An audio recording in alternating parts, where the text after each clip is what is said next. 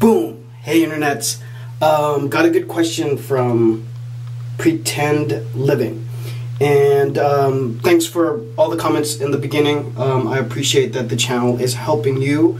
And okay, I'm gonna paraphrase, but basically they're talking about doing a tour the way musical bands would do a tour to different cities to get the word out.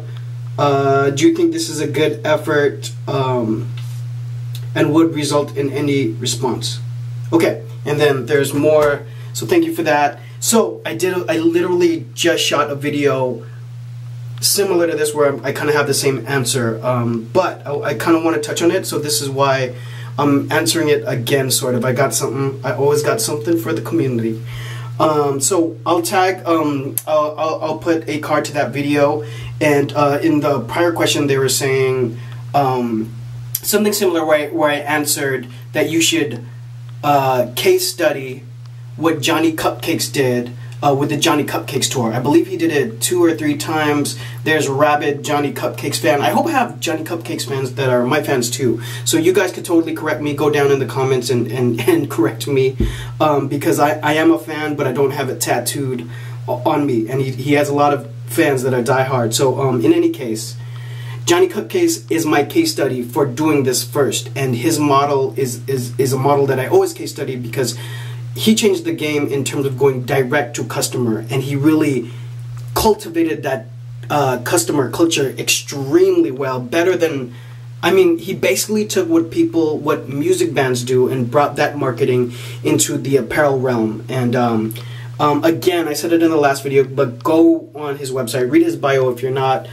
familiar for some reason with Johnny Cupcakes, because he's not within, like, he's not grouped inside of the streetwear sort of group typically, but that's because he has his own kingdom. So go check out his story, and if you see his events and how he embraces his company culture, it's like off the charts amazing. So and it's a lot of reference that I use to springboard ideas that I will execute in the future. So I hope that helps. So use that as a case study. So if you can't tell by now, my answer is absolutely yes. I think doing whatever traditional is, and it doesn't matter when you click on this, right? This video could be 3 years or 4 years or 5 years old.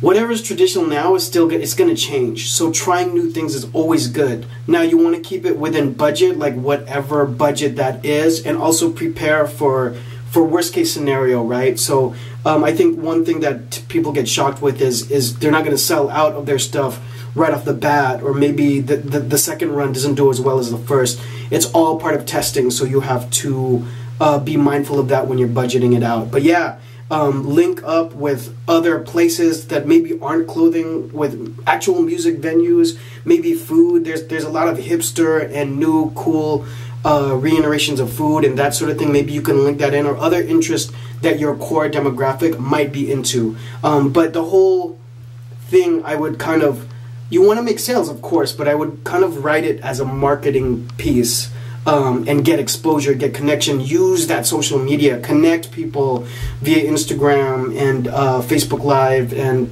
Periscope, anything, whatever. Actually, whatever social media tools are popping whenever you click on this, use to your advantage if you're going to do an in-person event. That way the world can kind of see what you're doing and what effect you're having to people who could become your fans. Long video. Thanks for watching. I hope it gave you guys value. You guys have something to add to it, or it sparks another idea, something that we can talk about, let me know. I'll drop another video on it. And leave all of that down below. You know, I might not comment, but I read all of them. Follow the kid on social media when you get a chance. I'll see you guys on the internet. Peace.